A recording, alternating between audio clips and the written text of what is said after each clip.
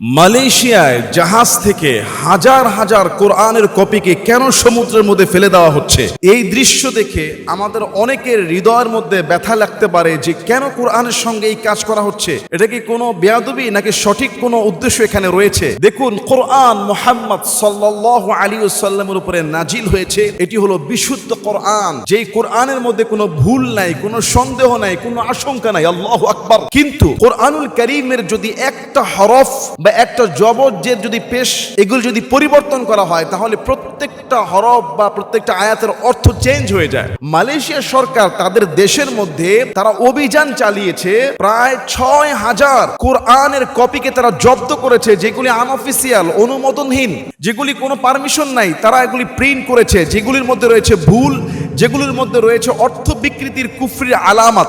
এভাবে তারা চিহ্নিত করে প্রায় ৯,০০০ কোরআনের কপিকে সাগর থেকে ফেলে দেওয়া হয়েছে। এখন কোরআনের কপি যদি অনেক সময় বাজেয়াপ্ত হতে পারে, যেমন নষ্ট হয়ে যেতে পারে, ভিজে যেতে পারে, বা কিছু খেয়ে ফেলতে পারে। আসলে কোরআনের কপি যেটা আর পড়ার উপযুক্ত না বা ভুল প্রিন্ট হয়ে গিয়েছে ইচ্ছায় অনিচ্ছায়, সেই কপিটাকে আপনি তখন হয় আপনাকে মাটির নিচে দাফন করে দিতে হবে, না হয় পানির মধ্যে ছেড়ে দিতে হবে, না হয় আপনাকে এটা সর্বশেষ অপশন, কোনোটাই সম্ভব না হলে আগুনে পুড়িয়ে ফেলতে হবে। তো মালয়েশিয়া সরকার প্রায় ৩,৮০,০০০ রিঙ্গিত, যেটা বাংলাদেশি টাকা ১ কোটি টাকার উপরের মূল্যের কোরআন শরীফ তারা পানিতে ফেলে দিয়েছে, এবং তারা অন্য একটা সংস্থার মাধ্যমে প্রায় ৭০,০০০ কোরআন বিনামূল্যে মালয়েশিয়া সরকার বিতরণ করেছে। সুবহানাল্লাহ। প্রথমে দৃশ্যে মনে হতে পারে যে কোরআন ফেলে দেওয়াটা এটা কেমন কাজ হচ্ছে, যে এটা পড়ার কথা সেটা ফেলে দিচ্ছে, কিন্তু না, এটা কোরআনের ইজ্জতকে রক্ষা করা হয়েছে, বিশুদ্ধতা রক্ষা করা হয়েছে। কেননা আল্লাহ বলেছেন, ইন্না নাহনু নাযালনা যিকরা ওয়া ইন্না লাহু লাহাফিজুন, আমি এটাকে নাজিল করেছি আর এটার হেফাজতকারী আমি আল্লাহ। সুবহানাল্লাহ। এই জন্য একটা হরফ নুক্তা যদি ভুল হয় প্রিন্টে, ইচ্ছায় অনিচ্ছায়, সেটা সমাজে টিকবে না, সেটা আল্লাহ রাখবেন না, কোনো না কোনো কারণে হোক। এটা আল্লাহ বাজেয়াপ্ত করে সহিহ বিশুদ্ধ কোরআনকে আল্লাহ পৃথিবীতে প্রবেশ রাখবেন, করাবেন। আলহামদুলিল্লাহ। আল্লাহ তাআলা এই কোরআনের সম্মান ইজ্জত রক্ষা করার তৌফিক দান করুন। আল্লাহুম্মা আমিন। একজন মানুষ প্রতিদিন ৩.৫ লক্ষ টাকার অক্সিজেন নেয়। সুবহানাল্লাহ। এই অক্সিজেনটা সম্পূর্ণ ফ্রি। একটা মানুষের জীবনে বেঁচে থাকার জন্য সবচেয়ে ইম্পর্টেন্ট একটা জিনিস হলো অক্সিজেন। প্রতি সেকেন্ডে সেকেন্ডে আমরা অক্সিজেন নিচ্ছি আর ছাড়ছি। এটা আল্লাহ তাআলা আমাদেরকে ফ্রি করে দিয়েছেন। ৩.৫ লক্ষ টাকা। যে লোকটি শ্বাসকষ্টে ভুগে, ইমার্জেন্সি অক্সিজেন লাগে, কিছু সময় হসপিটালে তাকে সাপোর্ট দেওয়া লাগে এবং সেটার একটা বিল পেমেন্ট করা লাগে। যদি আমাদের প্রতিদিন আমরা যে অক্সিজেন নেই এটার বিল যদি পেমেন্ট করা লাগতো, তাহলে আধুনিক সায়েন্স বিজ্ঞান তারা বের করেছে ৩.৫ লক্ষ টাকা প্রতিদিন বিল আসতো। আল্লাহু আকবার। কেন আপনি আল্লাহ শুকরিয়া জ্ঞাপন করবেন না? কেন আপনি প্রতিদিন ৫টি সময়ের জন্য ৫টা টাইম শুধুমাত্র ১০-১৫ মিনিটের জন্য আল্লাহর সামনে কেন আপনি দাঁড়াবেন না? এই অক্সিজেন যদি কাউকে আল্লাহ তাআলা ৫০ সেকেন্ডের জন্য বন্ধ করে দেয়, ২ মিনিটের জন্য বন্ধ করে দেয়, সে কি আর বাঁচবে?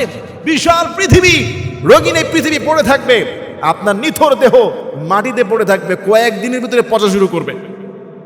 কারো যদি শ্বাসকষ্ট আল্লাহ দিয়ে দেয়, তাহলে সে কি আর শান্তি পাবে? আপনি আশ্চর্য হয়ে যাবেন।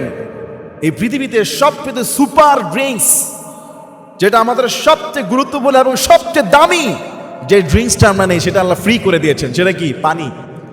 পানি হলো একটা মানুষের জীবনের সবচেয়ে পিপাসা মেটানোর সবচেয়ে উত্তম, আকর্ষণীয়, বিশুদ্ধ, ফ্রেশ। এটা আল্লাহর পক্ষ থেকে, জমিনের নিচ থেকে উঠে, আকাশ থেকে পড়ে। অথচ আমরা কি করি? পয়সা দিয়ে অ্যালকোহল, তারপর কোল্ড ড্রিঙ্কস, এগুলো আমরা খাই। এগুলো তো অভ্যাস করে আমরা আমাদের শরীরের পার্টস আরো নষ্ট করি। কিন্তু আল্লাহ তাআলা সুপার ড্রিঙ্কস পানিটাকে ফ্রি করে দিয়েছেন। যদি এটার দাম বসায় দিতেন, তাহলে কত লক্ষ মিলিয়ন ট্রিলিয়ন টাকা দিয়ে হলো মানুষ এই পানি ক্রয় করে খেত। আল্লাহু আকবার কাবীরা। আমাদের শরীরের যে শিরা উপশিরা আছে, যে শিরা উপশিরা রগগুলো আছে, বলা হচ্ছে এই রগগুলো যদি শরীর থেকে বের করে কোথাও বিছানো হতো, তাহলে ১১ একর জমির প্রয়োজন হতো। একটা মানুষের শরীরে আল্লাহ এত শিরা উপশিরা দিয়েছেন, এগুলি খুলে যদি কোথাও বিছানো হতো, ১১ একর জমির পরিমাণ ছড়িয়ে পড়তো। একটা মানুষের এত শিরা উপশিরা আল্লাহ দিয়েছেন। পকেটে একটা হেডফোনের তার রাখলে কি হয়? এটা বের করার পরে পেঁচিয়ে যায় মাঝে মধ্যে। হেডফোনটা পকেটে রাখলাম, পরে বের করলাম, কানে দিব, পেঁচায় যায়। কিন্তু আমাদের শরীরের শিরাগুলো, উপশিরাগুলো আল্লাহ তাআলা কিভাবে সেট করেছেন, যেগুলি দ্বারা যেখানে যেই নার্ভে, যেই অন্ত্রে, যেই তন্ত্রে, যেই মন্ত্রে, যেখানে যেটা যাওয়া দরকার, রক্ত বলেন, পানি বলেন, ক্যালসিয়াম বলেন, আয়োডিন বলেন, বর্জ্য বলেন, আল্লাহ তাআলা সেখানে সেই কানেকশন করে দিয়েছে। আল্লাহু আকবার কাবীরা।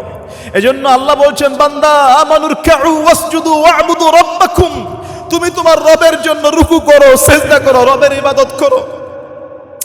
একটা টাইমের জন্য আমরা দাঁড়াতে পারি না। ফজর থেকে জোহর, আসর, মাগরিব, এশা অসংখ্য ওয়াক্ত চলে যায়, মসজিদগুলো খালি। অথচ যদি আপনি আল্লাহকে একটা সেজদা করেন, আল্লাহ আপনার কাছে এই অক্সিজেনের বিল চায় না, আপনার কাছে এই পানির মূল্য চায় না, আপনার শরীরের কিডনি, হার্টের দাম আল্লাহ চায় না।